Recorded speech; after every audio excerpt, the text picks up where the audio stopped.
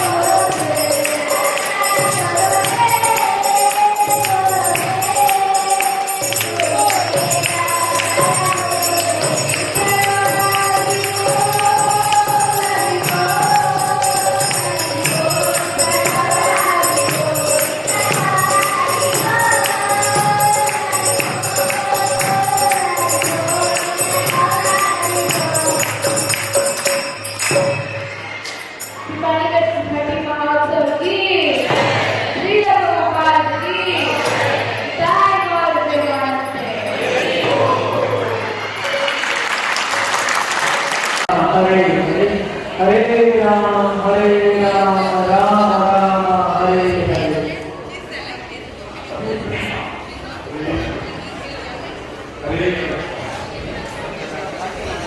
हरे हरे हरे कृष्णा हरे हरे कृष्णा हरे हरे कृष्णा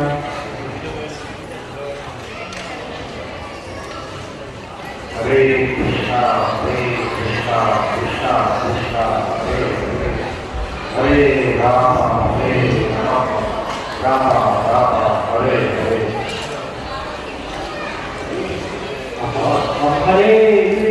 हरे कृष्णा कृष्णा कृष्णा हरे हरे हरे राम राम राम हरे हरे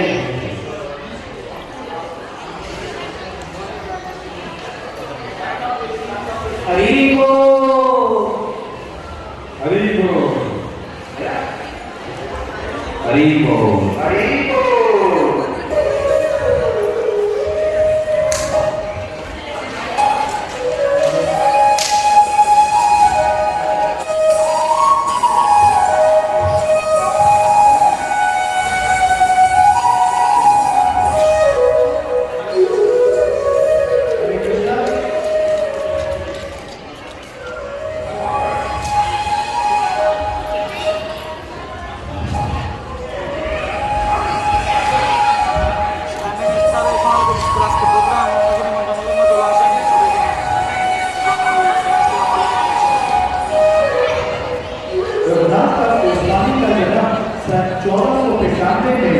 पश्चिम बंगाल के सप्तग्राम जिले के कृष्णपुर गांव में हुआ। उस समय भारत में मुगलों का शासन था। उनके पिता गोवर्धन मजुमदार बहुत धनवान व्यक्ति थे। उनके चाचा हिरण्य मजुमदार धनी जमींदार थे। दोनों भाइयों के श्रेष्ठ आचरण और समृद्धि के कारण बंगाल के नवाब हुसैन शाह इन दोनों पर बहुत विश्वास करते थे एवं उन्होंने अपने राज्य के एक पूरे खंड का प्रशासन इन दोनों भाइयों को सौंप दिया था। गवर्नर जी भैया कृपया बंगाल के शासक को वार्षिक 12 लाख रुपए सिक्कों का भुगतान करने की व्यवस्था करें। जो आ गया मुझे प्रसन्नता है कि इस भुगतान के द्वारा हमने हमारे क्षेत्र के सभी वैष्णवगण के लिए श्री श्री राधा कृष्ण के पूजा हेतु स्वतंत्रता सुनिश्चित कर दी है। दोनों भाइयों के आध्यात्मिक गुरु श्री बलराम आचार्य थे, जो कि श्री हरिदास ठाकुर के बहुत ही प्रिय एवं घनिष्ठ मित्र थे। रघुनाथ दास ने बचपन में ही श्री बलराम आचार्य के साथ बहुत समय बिताया।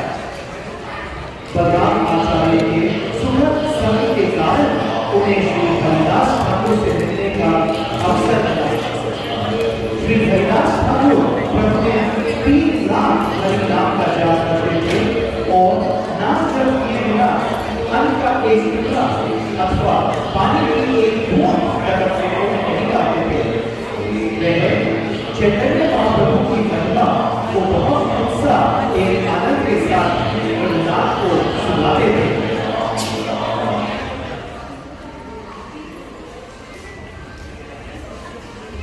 रघुनाथ ने पूरी तरह से इस पूर्ण वैराग्य के भाव को अपने हृदय में समाहित कर लिया था और उनके हृदय में केवल उस शुभ समय की लालसा थी जब वह श्री गौरांग के चरण कमलों पर अपना तन, मन, वचन और जीवन समर्पित कर सके।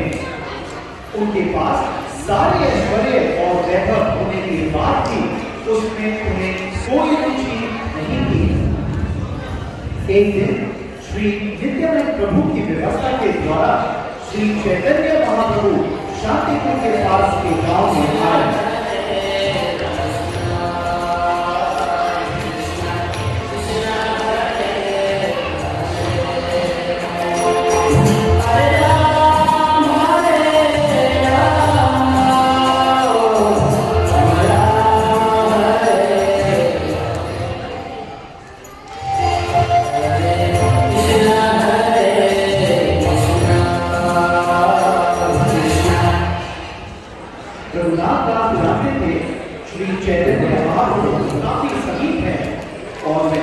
उनसे मिलने के लिए बहुत उत्सुक थे, लेकिन उनके पिता और चाचा यह सोच रहे थे,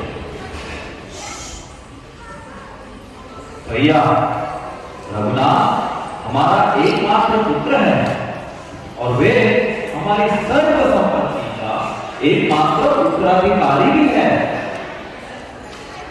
वो इतना सुंदर और गुणों में उतना ही आकर्षक है, परंतु भैया अगर वो श्री चैतन्य महाप्रभु से मिलता है तो उस महान सन्यासी की पद्धति के अनुसरण पे वे सब कुछ त्याग दे रहे हैं। भैया हम उसके बिना कैसे जिएंगे? मैं कह रहा हूं हमें उसे जाने नहीं देना चाहिए। मैं आपसे सहमत हूं। लेकिन रघुनाथ दास गोस्वामी इतने दृढ़ थे कि किसी भी तरह वे अपने माता पिता से बचकर शांतिपुर पहुंच गए और वहां भगवान श्री चैतन्य महाप्रभु के चरणों में स्थिर हुए।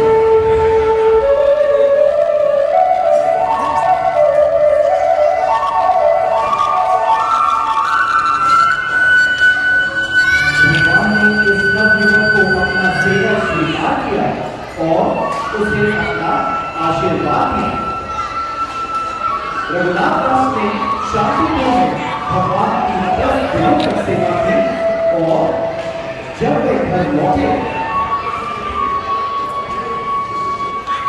तो उनकी भगवान गौर सुंदर को अपना जीवन समर्पित करने के अतिरिक्त अन्य किसी वस्तु में कोई रुचि नहीं थी। उनकी ऐसी अवस्था देखकर उनके पिता और चाचा ने उन्हें भौतिक संसार की ओर आकर्षित करने का भरपूर प्रयास किया। न केवल उन्होंने उसे अपनी संपत्ति का एकमात्र उत्तराधिकारी बनाया, अपितु उनका विवाह एक सुंदर एवं आकर्षक कन्या से किया। लेकिन रघुनाथ दास ने इन सब में कोई भी रुचि नहीं दिखाई। कुछ वर्ष पश्चात श्री चैतन्य महाप्रभु दक्षिण भारत की यात्रा पर निकले तो वे फिर से शांतिपुर में रुके। रघुनाथ दास ने अपने चाचा और पिता के पास जाकर प्रार्थना की, पिताजी, मैं भगवान चैतन्य से मिलने के लिए शांतिपुर जाना चाहता हूँ।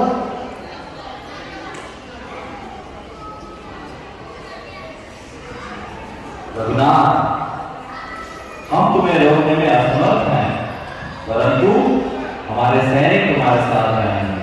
सैनिकों रघुनाथ के साथ जाओ।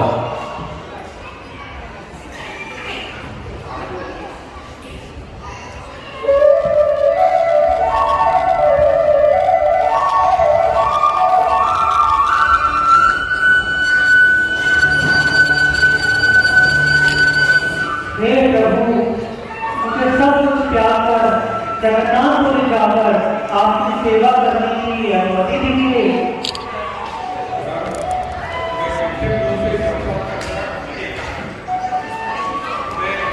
मार्केट वैराग्य के बाद मार्केट वैराग्य अर्थात मानवों का वैराग्य। इस समय तुम्हें बाह्य रूप से एक ऐसे व्यक्ति का अनुसरण करना चाहिए जो पूरी तरह अपने जीवन में सांसारिक जीवन में आसक्त है, लेकिन अपने हृदय में हमेशा वृंदावन में इसकी राधा की प्रेम और सेवा में अपना ध्यान केंद्रित करे।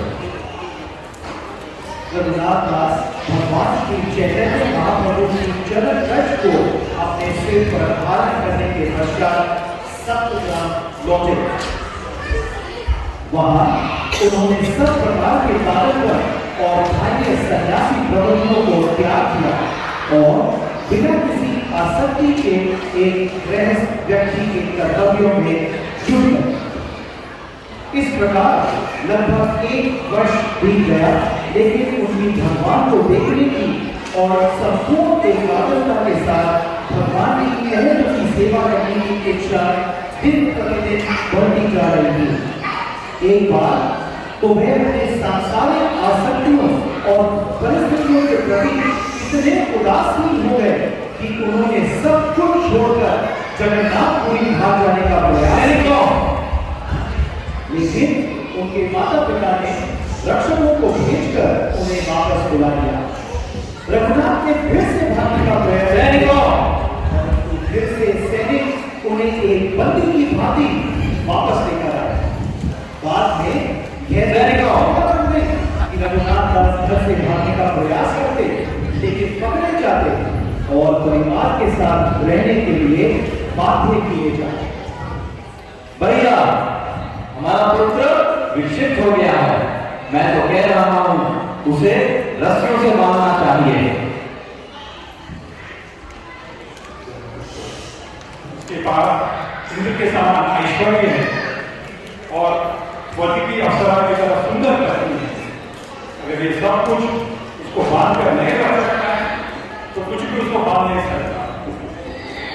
हमारे पुत्र को भगवान श्री गौर की अति प्रकार प्राप्त हुई है और इसलिए उसको ये भौतिक संसार से कोई आसक्ति नहीं। मैं समझ गया भैया, जिस पर स्वयं श्री चैतन्य महाप्रभु की कृपा हो उसे हम कैसे रोक सकते हैं, परंतु हमारे सैनिक उसके साथ सदैव रहे। सैनिकों, अपनी कड़ी दृष्टि बनाए रखो रघुनाथ पर। लगभग इसी समय नित्यानंद प्रभु पानी भरने में आए, जो सप्तग्राम से बहुत दूर नहीं था।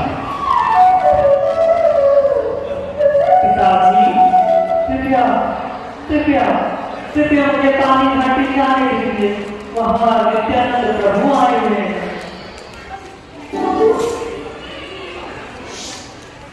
रघुनाथ, अब तुम घर से कहीं नहीं जा सकते। पिताजी, मैं आपसे अनुरोध करता हूँ, मुझे पानी घाटी जाने दीजिए। नित्यानंद प्रभु के कृपा के बिना चैतन्य महाप्रभु के दर्शन नहीं हो सकते। मुझ पर कृपा करें और नित्यानंद प्रभु को देखने का ये सुनहरा अवसर ना होने दें।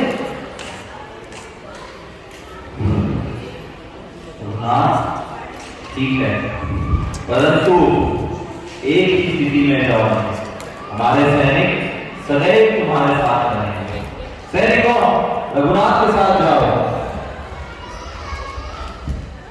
जब रघुनाथ दास ने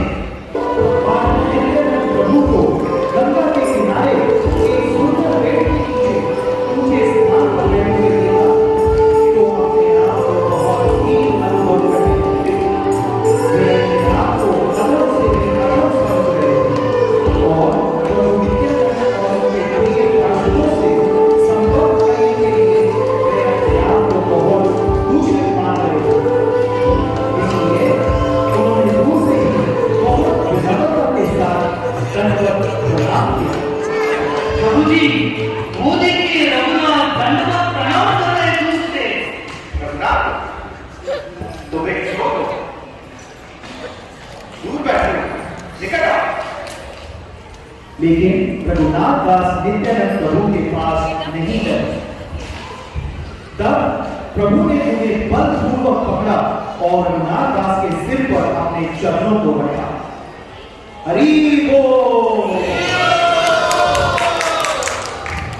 रघुनाथ, तुम एक छोड़ो, मेरा बर्ताव करो।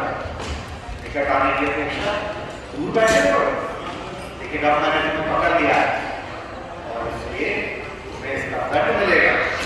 और तुम्हारा दंड ये है कि उत्सव का आयोजन करो और मेरे सभी पार्षदों को कभी छीड़ा खिलाओ। हरि बोल। यह सुनते ही रघुनाथ दास को बहुत प्रसन्नता हुई। तो उन्होंने परम महापानी नदी में गंगा के किनारे अत्यंत प्रसिद्ध चिड़ाधरी महोत्सव का प्रबंध किया। गरुड़ दूध में बहुत बड़ी बड़ी मात्रा में चिड़ा को भिगोया गया।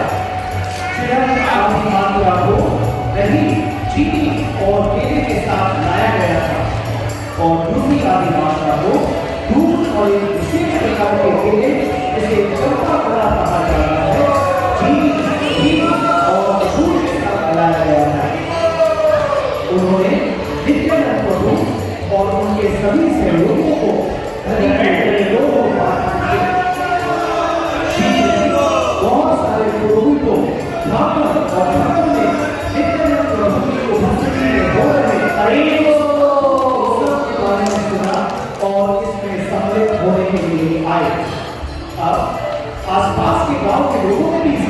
सुना और सभी इसमें सम्मिलित होने के लिए आए।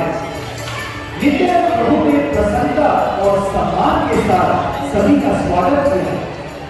शीघ्र ही न केवल वह स्थान बल्कि गंगा के सभी घाट भक्तों से भर गए और लोगों को उस चिरवती के अद्भुत प्रसाद का आस्वादन करने के लिए गंगा के पानी में बैठा। फिर राजा पंडित उस स्थान पर आए और उन्हें वहां पर चल रही गतिविधियों को देखकर बहुत ही आश्चर्य और प्रसन्नता हुई।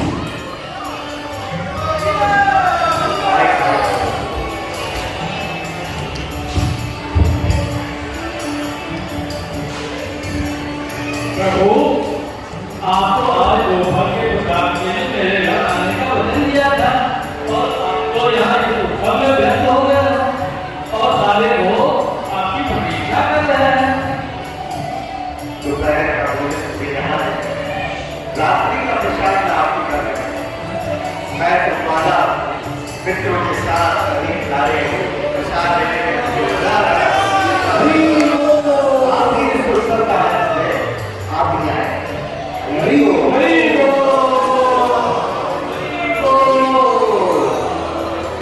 तो राघव पंडित ने अद्भुत मिठाई और सभी अन्य प्रसाद को वितरित करने के लिए व्यवस्था की और यह एक शानदार भोज था। हरि बोल, हरि बोल, हरि बोल। नित्यानंद प्रभु को इस अद्भुत महोत्सव को देखकर बहुत प्रसन्नता हुई और उन्होंने भगवान चैतन्य महाप्रभु को भी वहां बुलाया। महाप्रभु रघुनाथ ने इस उत्सव का आयोजन किया। मेरी प्रार्थना है महाप्रभु दर्शन दे महाप्रभु, यहाँ आकर रघुनाथ को आशीर्वाद महाप्रभु दर्शन दें। हरि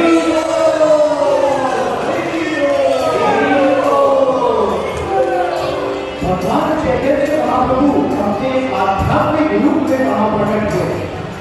नित्यानंद प्रभु और चैतन्य महाप्रभु भीड़ के बीच में घूमने लगे और मिट्टी के पात्र में से चिरा का एक दाना लेकर एक दूसरे के मुख में डालने लगे। नित्यानंद प्रभु ने हर किसी को हरि के पवित्र नामों का जाप करने और श्री रघुनाथ दास द्वारा आयोजित इस अद्भुत भोज में भाग लेने के लिए प्रेरित किया। हरि बोल, हरि बोल, हरि बोल।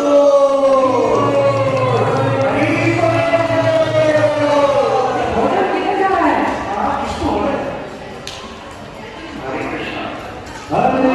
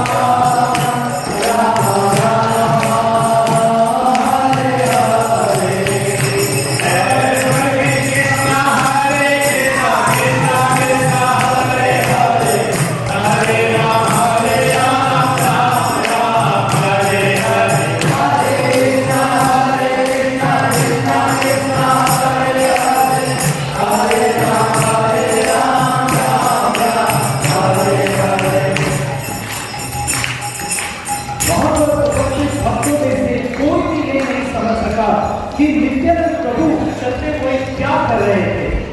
केवल कुछ ही भाग्यशाली भक्त यह देख सके कि भगवान श्री चैतन्य महाप्रभु भी वहां उपस्थित थे। इसके बाद नित्यानंद प्रभु ने बचे हुए महाप्रसाद को व्यक्तिगत रूप से रघुनाथ दास को खाने के लिए नित्यानंद प्रभु ने सभी भक्तों का माला और चंदन द्वारा सम्मानित किया।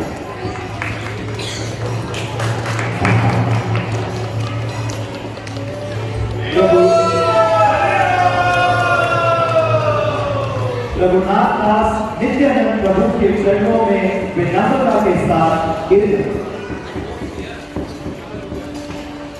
हे प्रभु, मैं कितना नीच और पापी इंसान हूँ। इतने सारे सांसारिक बंधनों से बाधित मेरे जीवन की एकमात्र इच्छा और अभिलाषा है कि मैं इस संसार का सब कुछ त्याग दूं और केवल चैतन्य महाप्रभु के प्रेम में संलग्न रहूं।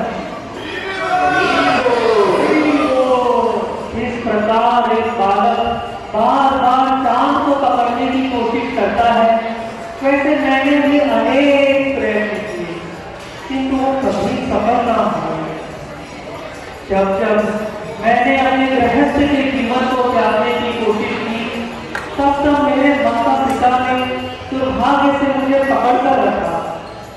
आपकी पिता में ही वो सर्वोच्च शक्ति है जो किसी को भी सांसारिक तनाव से छुड़ा सकती है। और केवल आप ही पिता से एक भक्त चैतन्य महाप्रभु का आश्रय प्राप्त कर सकता है। ये केवल आपके और आपके पार्षदों के आशीर्वाद से ही संभव है कि कोई चैतन्य महाप्रभु की प्रेममय भक्ति प्राप्त करे और उसकी विशेष कृपा प्राप्त कर सकता है। यद्यपि मैं बहुत अयोग्य हूँ और आपसे निवेदन करने में भयभीत भी हूँ, परंतु मैं फिर भी आपसे निवेदन करता हूँ कि आप अपनी कृपा द्वारा मुझे चैतन्य महाप्रभु का आश्रय प्राप्त करवाएं।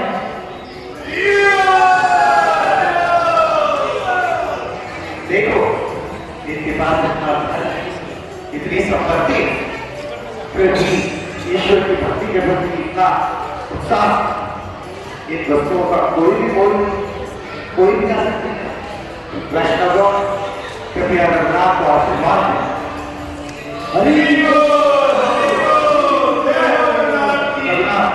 बहुत ही शीघ्र तुम अपने पारिवारिक बंधनों से मुक्त हो जाओ।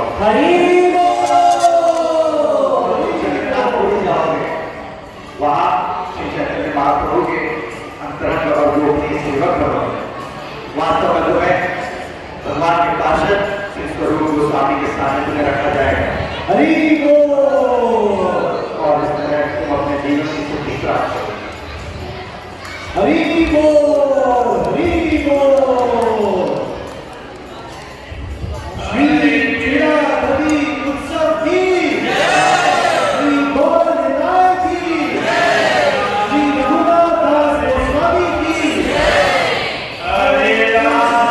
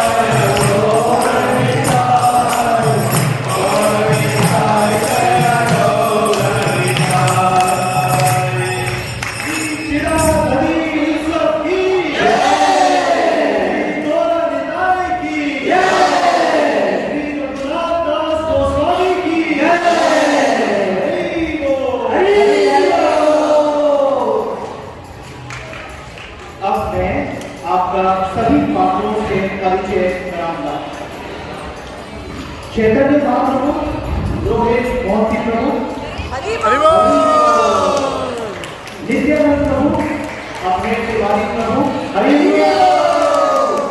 रघुनाथ दास गोस्वामी, विशाल अग्रवाल प्रभु, हरि बोल। बालक रघुनाथ दास, भक्त कबीश, हरि बोल।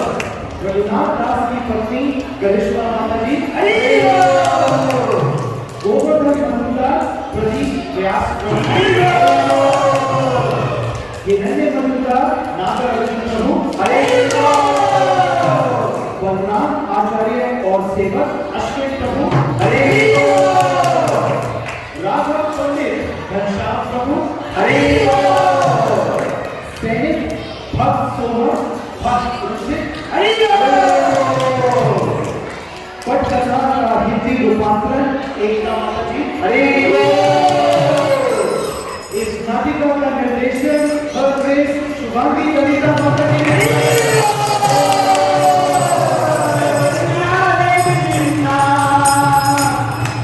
और हमारे नाटक के सूत्रधार जी विशाल स्थाना प्रभु,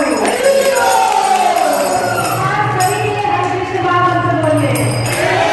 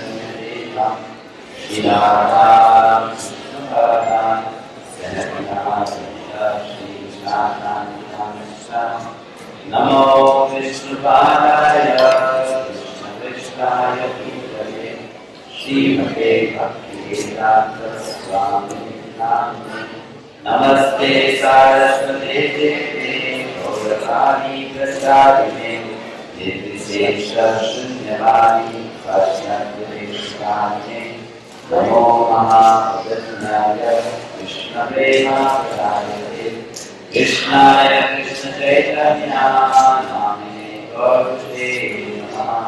हे कृष्णा करुणा सिंधु दीनबन्धो जगत्पते गोपेशा कौशिकाकान्त ज्ञानाकान्त नमोस्तुते दक्षकाञ्चनो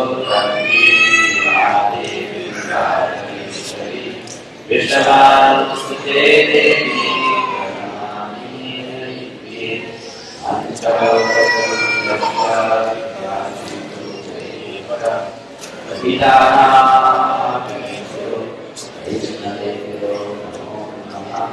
जय श्री कृष्ण चैतन्य प्रभु नित्यानंद श्री अद्वैत गदाधर शिवासादि गौर भक्तवृंद हरे कृष्णा कृष्णा कृष्णा हरे हरे हरे राम राम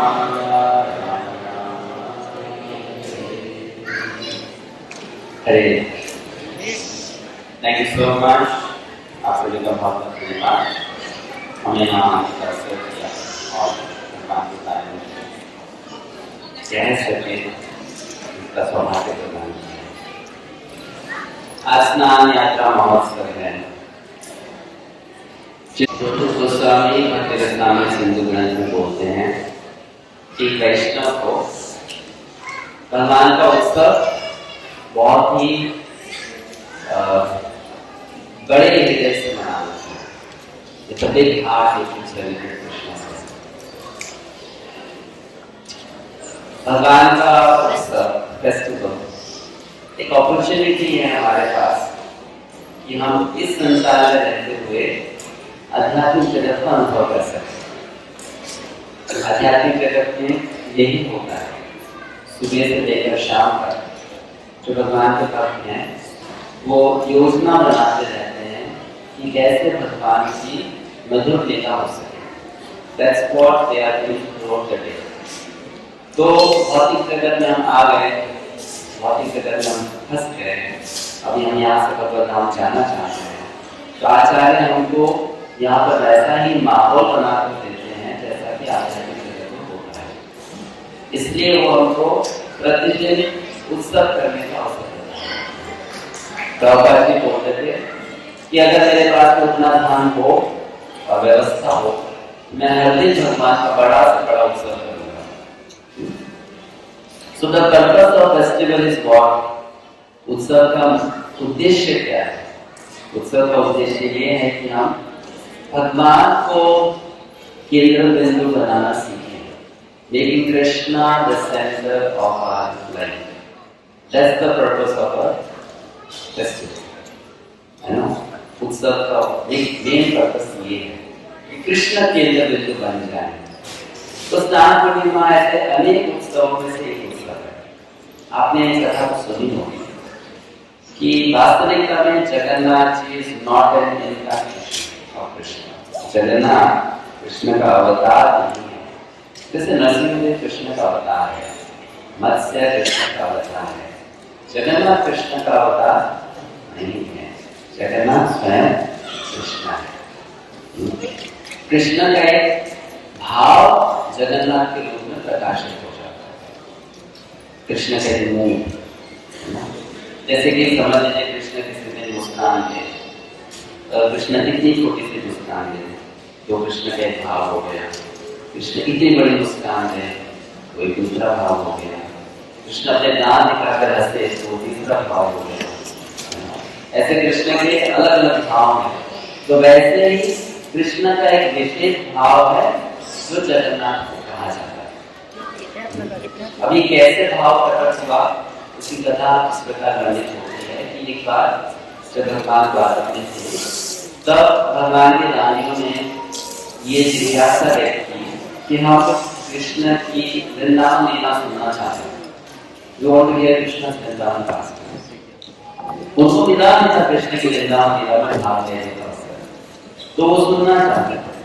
तो उन्होंने सोचा हम किससे सुनेंगे, कौन है जो हमें बता पाएगा।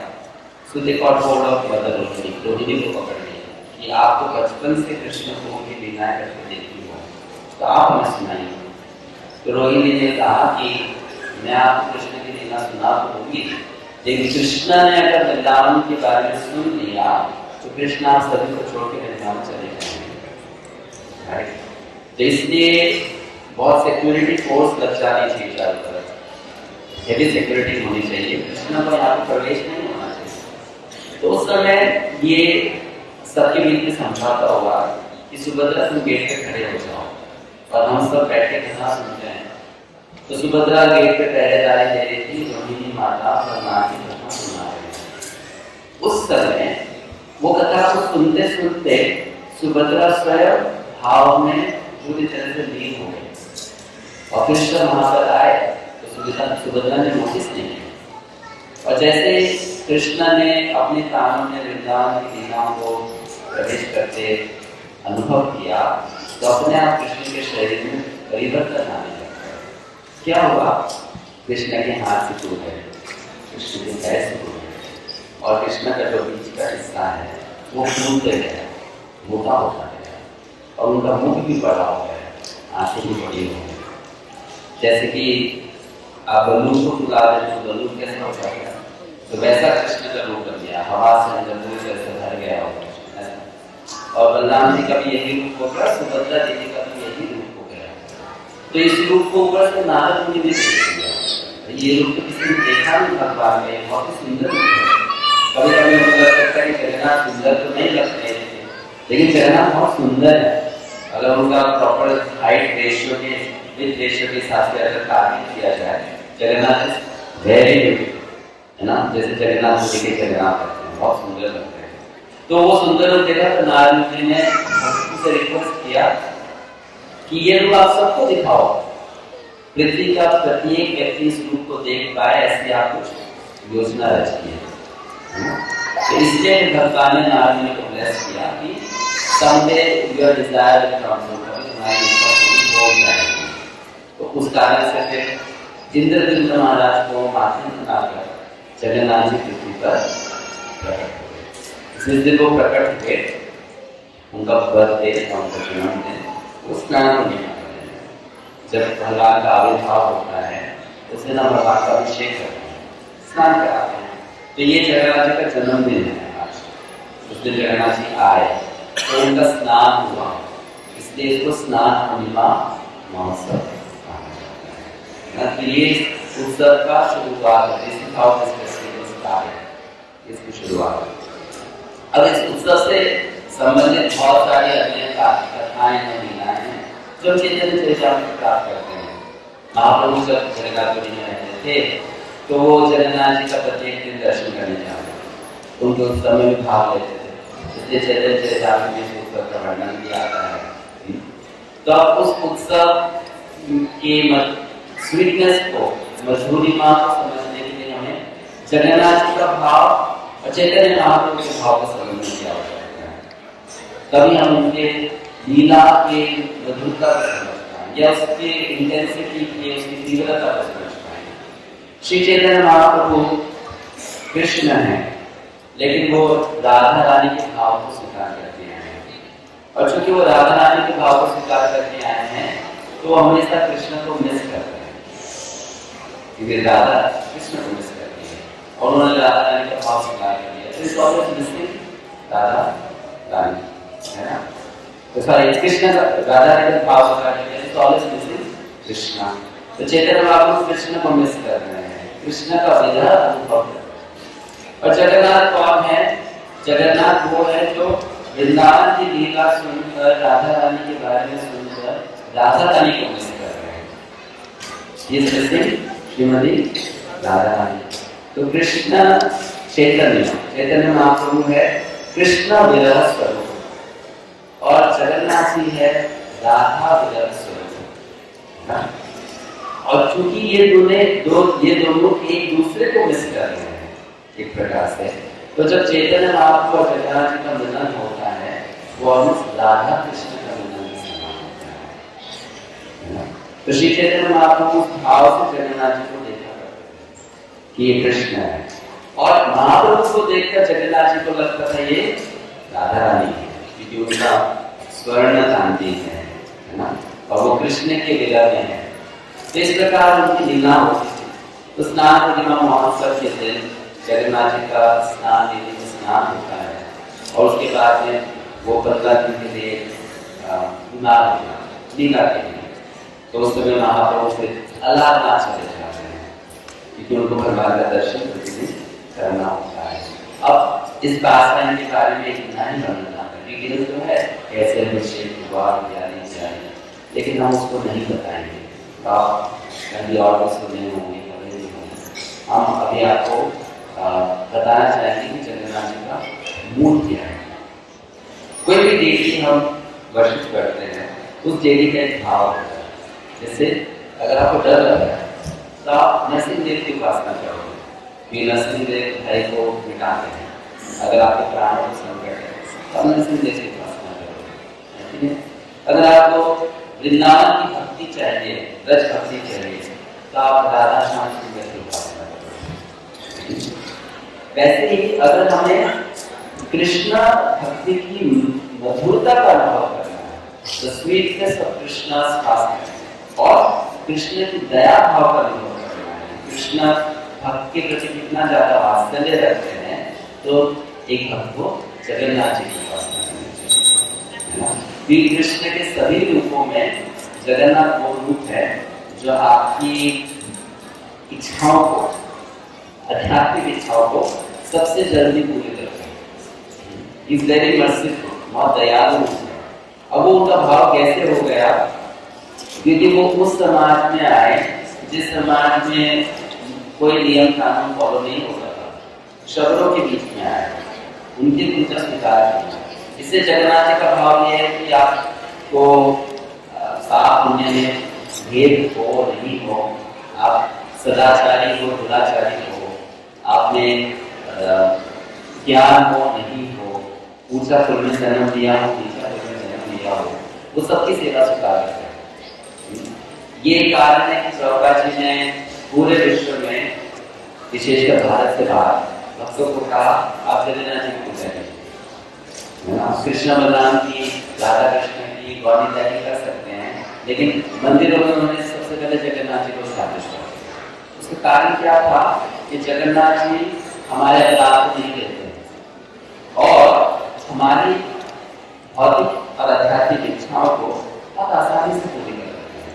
विशेषकर अगर हम उनकी भक्ति से संबंधित कोई इच्छा की याचना करते हैं, है ना, ये उनका विशेष भाव है। इसलिए पहले के समय में भी, आज के समय में भी और आने वाले समय में भी भक्त लोग अगर किसी विग्रह के साथ में आदान प्रदान चाहते हैं कि ये विग्रह मेरे साथ ही कोई पास में तो उसके लिए सबसे इजीली अप्रोचेबल जगन्नाथ बहुत आसानी से आपके साथ में कुछ आदान प्रदान कर ले, उनका भाव ऐसा है। तो उससे संबंधित हम आपके पास में सुनाएंगे जगन्नाथ लीला सुनाएंगे, जगन्नाथ का सुनाओ कि कैसे जगन्नाथ अपने भक्तों की सहायता करते हैं।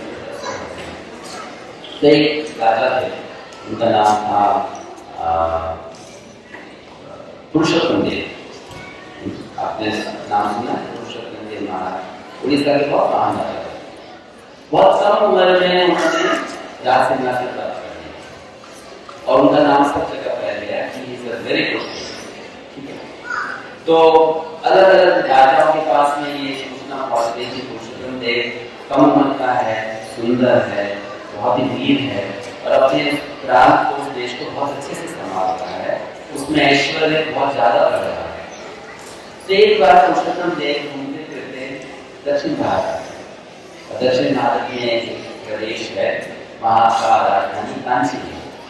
तो वहाँ आकर वो उस राजा के सानिध्य में रहने लगे। देखिए मैं कैसे, कांची के राजा ने देखा कि बहुत अच्छा राजकुमार है, तो उसके मन में इच्छा आई कि मैं अपनी पुत्री का विवाह से कर देता हूँ ताकि हम दोनों के बीच में मित्रता हो जाए।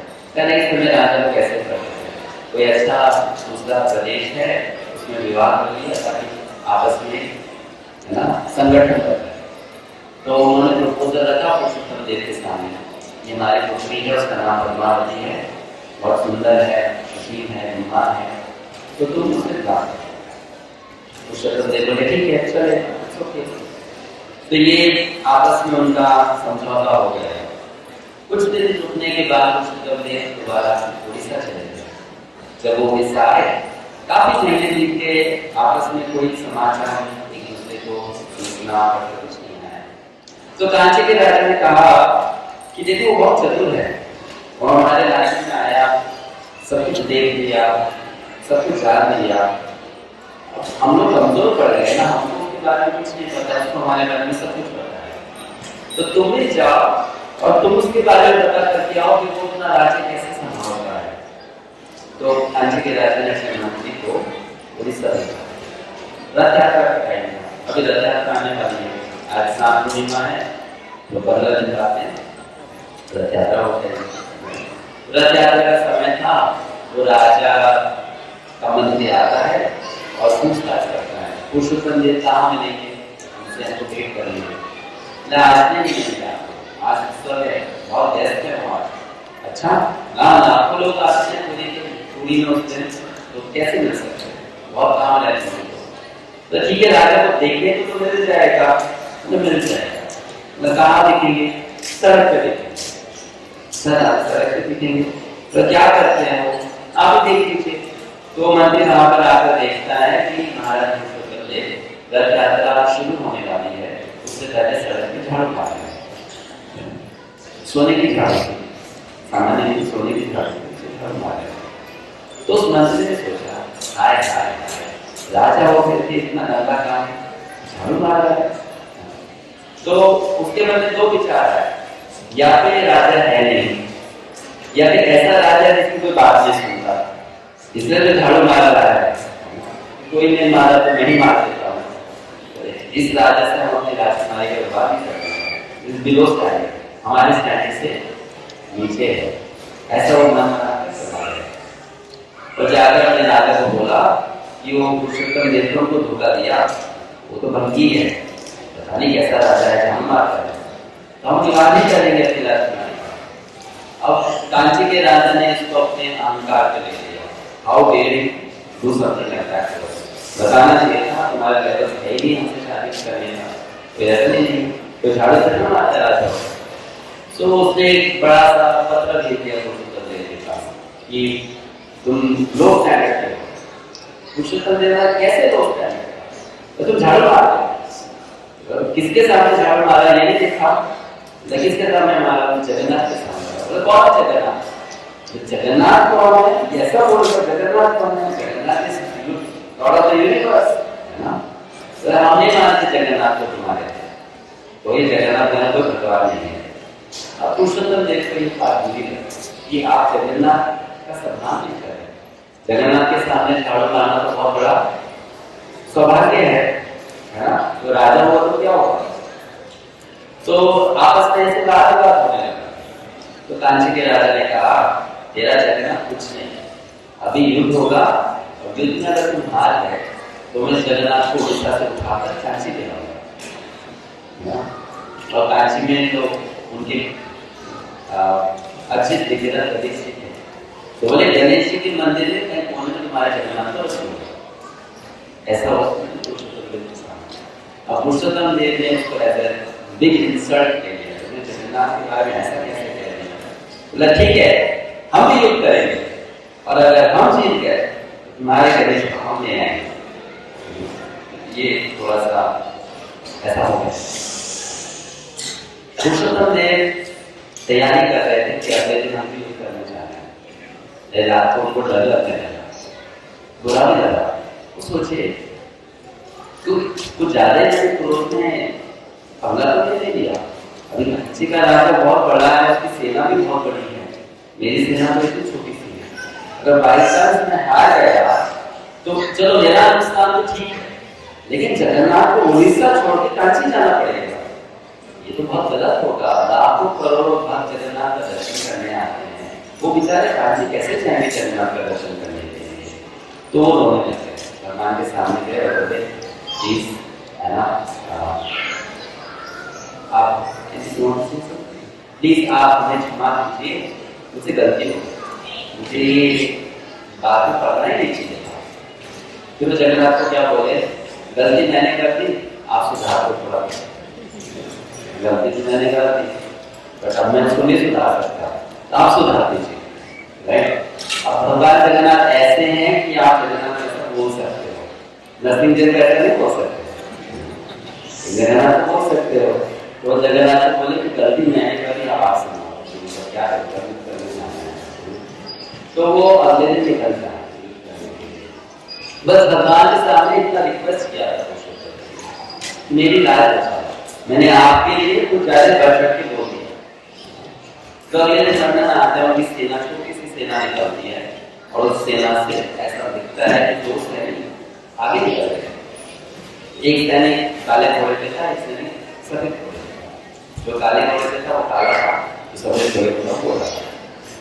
तो कुछ समय बाद वो सैनिक घोड़े को बढ़ाकर इतने हम चाहते हैं कि गाँव में पहुंचते हैं, एक बुढ़ी औरत सामने से आ रही है, तो बुढ़ी औरत के सामने से घूम जाते हैं, बोलते अम्मा क्या है तेरे पास, मेरे पास छाछ,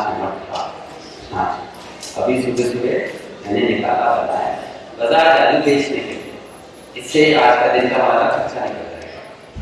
तो हमें मिला तो वहाँ की बेचने चाहिए, इधर की बात है, तो वो सोचिए कस्टमर इधर ही मिल गए मुझे, बाजार नहीं जाना पड़ा, पी लो, एक गिलास पिया, 2 गिलास पिया, ना मटका ही दे दो उनको, मटका भी दिया, फिनिश, एक बूंद नहीं छोड़ा।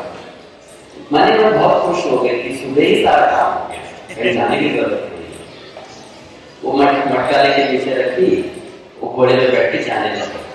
पागल है क्या, पूरा छाप पी गए और कुछ नहीं दोगे बदले में? कुछ नहीं है, कुछ नहीं तो किया क्यों? तो बोले चिंता मत करो, वो हमारा राजा पीछे आ रहा है, वो दे देगा। तो लेकिन उल्लू समझा मुझे, मठा पी लिया, कुछ दिया नहीं, राजा दे देगा। तो उनमें से किसी एक ने सोचा कि चलो कोई बात नहीं, वो अंगूठी निकाल के दे दे। ये अंगूठी है, ये हमारा चिन्ह है कि हम उस राजा के सैनिक हैं। अब ये अंगूठी दिखा दो तो पहचान लेंगे, फिर आपको जितना धन चाहिए वो दे देंगे। अंगूठी देके माथे में निकल सकते, पीछे से 200 कम देश उनकी सेना आती और रोक देती है, रुको क्या हुआ, तुम्हारे दोस्त ने नहीं खाया, हमारे सारे से पीछे कोई भी आया नहीं आए थे, तो क्या किया, हमारा सारा मठा पी गया। राजा को विश्वास नहीं हुआ, कोई प्रमाण है क्या? बोला है ना, अंगूठी है। अंगूठी दिया, पुरुषोत्तम ने देखा कि ये अंगूठी तो मैंने जगन्नाथ जी को गिफ्ट किया था।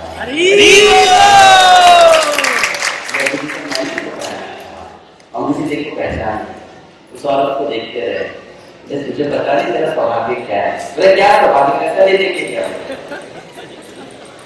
तो तुझे पता है कौन से? मुझे कुछ नहीं पता। तो राजा सोचा कि इसको बता दीजिए, इसको सौभाग्य है कि जगन्नाथ स्वयं इसके हाथ से भाभी के चले गए। तो वर्णन आता है उस राजा ने उस महिला को 100 गांव का जमींदार बना दिया। He gave her 100 villages. ये 100 गांव से जो कर आएगा वो तुमको मिलेगा, क्योंकि तुमने जगन्नाथ की सेवा की। तो औरत मन में सोची क्या था यार, उन्होंने 100 गांव दे दिए मुझे, केवल मठा पिलाया था, 100 गांव दे दिए, या क्या बात थी उनमें ऐसी? उसको समझ में नहीं आया कि क्या बात थी। पुरुषोत्तम देव को विश्वास हो गया कि आज तो कुछ होने वाला है, कुछ कमाल होगा। आधे रात तक पहुंचे तो वहां से सूचना आई कांची का राजा हार गया। तो किसने हराया? आपके जो सैनिक आए थे सबको हराया। पुरुषोत्तम देव मन समझ गया कि वो कौन थे, कृष्ण और तो कांची का राजा आता है, पुरुषोत्तम देव के चरणों में गिर जाता है, बोलता है मैं हार गया, तुम्हारे 2 लोगों ने हमको हरा दिया, पूरी सेना आती तो हमारा क्या होगा? मैं हार गया, तो आज से मैं भी तुम्हारा, मेरा गणेश भी तुम्हारा, मेरी बेटी भी तुम्हारी, सब तुम्हारा। पुरुषोत्तम देव बोले वो गणेश को तो दे दो, बेटी नहीं चाहिए, गणेश को दे दो। तो आप अभी भी जगन्नाथ जी जाएंगे, जगन्नाथ जी के पीछे में गणेश जी है, वो कांची से आए, आपको दर्शन करने को मिलेंगे, वो कांची से लेकर आ गए। तो राजा ने कहा कि ये बेटी का क्या होगा, और पद्मावती भी पुरुषोत्तम से प्रेम करने लगी, उसका भी मुंह छोटा सा हो गया। तो पुरुषोत्तम ने उससे कहा हमारे देश में बहुत भंगी है, झाड़ू मारने वाले, तो अच्छे भंगी से शादी कर लेंगे, चलो। तो फिर उसको लेकर मंत्री आ जाता है। पद्मावती ने सोची कि यार शादी ना हो, इससे तो अच्छा ये है भंगी से शादी नहीं करनी, राजकुमारी है वो। और मंत्री को पुरुषोत्तम देव ने कहा तो कोई भंगी देके की शादी कर देता। उसने देखा वास्तविक में पद्मावती भी एक अच्छी वैष्णवी थी, लेकिन पुरुषोत्तम देव को गुस्सा आ गया। 1 साल बीत गया, रथ यात्रा का महोत्सव फिर से आ गया, है ना? तो पुरुषोत्तम देव झाड़ू पा के रथ यात्रा बोलते आज बहुत इंपॉर्टेंट बात कर रहे हैं, यहाँ से क्या बात कर रहे हैं? तो पद्मावती ने उसके लड़का ढूंढ लिया, मान ले आज इतना इंपॉर्टेंट दिन है, इतना बड़ा अवसर है, लाखों लोग आए हैं, उनकी सेवा करे कि तुम पद्मावती के विवाह के बारे में चर्चा कर रहे हो, क्या क्या ऐसा विशेष है? आपने तो बोला था कि एक भंगी से शादी कर लेना उसकी, तो भंगी नहीं मिल रहा था, आज मिल गया। तो पुरुषोत्तम कहने की कौन है? बोले आपसे अच्छा भंगी कौन हो सकता है? आप ही कर सकते। पुरुषोत्तम देव खुश हो गए कि बड़ा चतुर मंत्री है और सच बात है, वो राजकुमारी है। पुरुषोत्तम देव बात और पूरे पाठ्यक्रम का लेसन क्या है कि पुरुषोत्तम देव ने गलती कर दी, देखा नहीं बोला दिया, लेकिन भगवान जगन्नाथ उसकी लाज बचाने के लिए करने चले गए। तो ऐसे जगन्नाथ जी अपने भक्तों के साथ अनेक लीलाएं करते हैं। ही जगन्नाथ का स्वभाव है, गुण है। तो हम जगन्नाथ जी से प्रार्थना कर सकते हैं, उनकी भक्ति कर सकते हैं कि हम जगन्नाथ के प्रति इस प्रकार का भाव विकसित करें कि जगन्नाथ हमारी सेवा से प्रसन्न होकर हमारे साथ ही प्रेम का आनंद आदान प्रदान कर सकते हैं, इस प्रकार से उनकी सेवा कर सकते हैं। तो आज के दिन एक और क्लास में ऐसा होता है कि आप काइंड ऑफ ओके सॉरी मैंने भी टाइम पे फिनिश कर दिया और हरे कृष्णा जगन्नाथ महारानी की नाम की महोत्सव की पुरुषोत्तम क्षेत्र नाम की जय गौ